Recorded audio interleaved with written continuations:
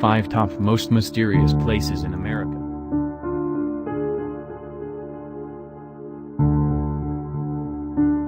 The Chaco Culture National Historical Park, in northwest New Mexico, is another site that reveals the existence of significant ancient civilizations in North America. However, unlike the people who lived at the Cahokia Mounds site, the occupants of Chaco Canyon built in stone.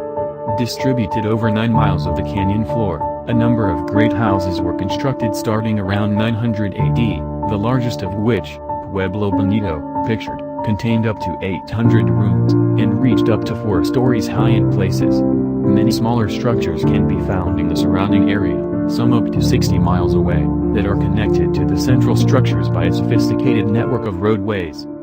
The construction of these massive prehistoric edifices often incorporated astronomical arrangements and demonstrate advanced engineering techniques for the time, but despite the size and complexity of the Anasazi civilization, by the beginning of the 14th century Chaco Canyon was largely abandoned. Mysteriously, while some of the structures show evidence of violence and fire, some were abandoned in such an orderly fashion.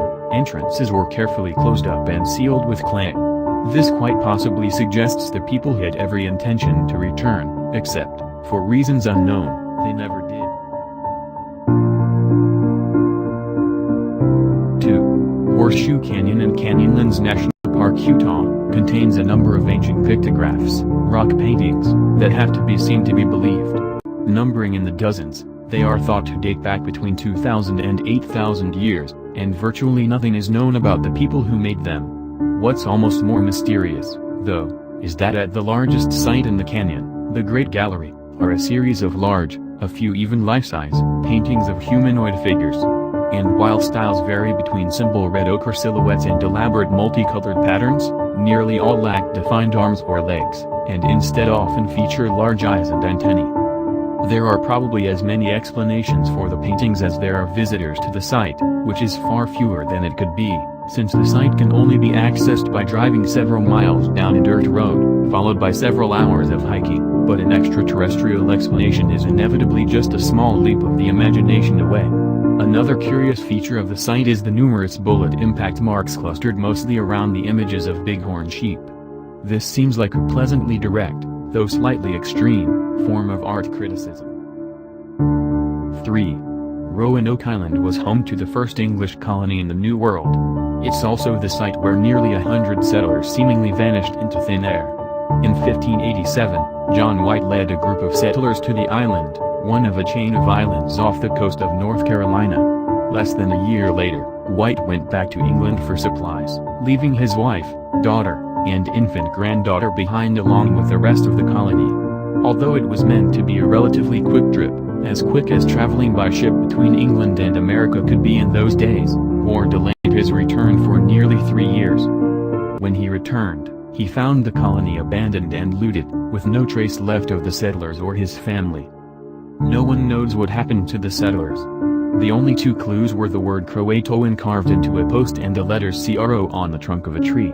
This led some to believe they may have traveled to Croatan Island, or been killed by Native Americans or absorbed into their tribes. Or perhaps they tried to sail back to England, only to be lost at sea.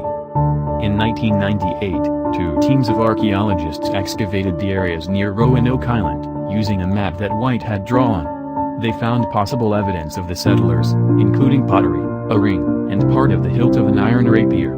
They theorized their findings meant the settlers did indeed join the Native American tribes near Roanoke. But why was the island looted?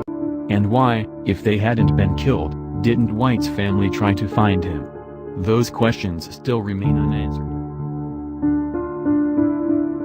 4. The Oregon Vortex in Gold Hill, Oregon, is about as weird as its name implies. The house is rumored to contain brooms that stand on their own, alter people's heights by changing their molecular structure, and repel animals due to the strong magnetic force contained within its walls. It's been drawing crowds since 1930, and nearly 80 years later in 2012, a team of investigators from the show Fact or Faked, Paranormal Files went to the house to see it lived up to the hype. They did debunk the claims that balls rolled uphill in the house and that brooms stood up on their own. But they weren't able to fully explain why people's heights seemed to change. One of the investigators, Jael DePardo, said that when she did the height-changing experiment, she felt a heavy weight on her shoulders. The team also tried to disprove the claim that animals avoided the house by riding horses through the area. But as soon as the horses got in the area of the vortex, they headed in the other direction. Compasses failed to work normally in the area, which led the team to believe that massive magnets may be buried beneath the house. They may not have conclusively shown whether the vortex was fact or faked, but they did share that they enjoyed visiting this strange and mysterious house. If you want to visit, too, it's open March through October. Just don't try to arrive on horseback. 5. If you fly a helicopter over the Bighorn Range in Wyoming during the summer, you'll see something incredible, a gigantic medicine wheel. It's 80 feet across and 28 spokes emanate from its center. There is a large cairn, or circle of rocks, in the middle, and 6 on the outside of the main circle. The mysterious thing about the medicine wheel is its accuracy. After researching the wheel, archaeoastronomer Jack Eddy suggested that it was built to predict the position of the stars and the sun during the summer solstice. He found that the way the outer cairns connected pointed to different celestial events. By sitting in one cairn and looking at another, you can see where the sun rises and sets during the summer solstice.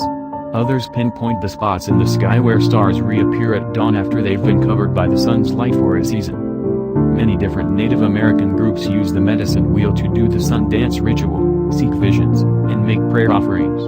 It's also a registered National Historical Monument. You can hike up to it in the summertime, so don't worry about renting a helicopter, unless you really want to.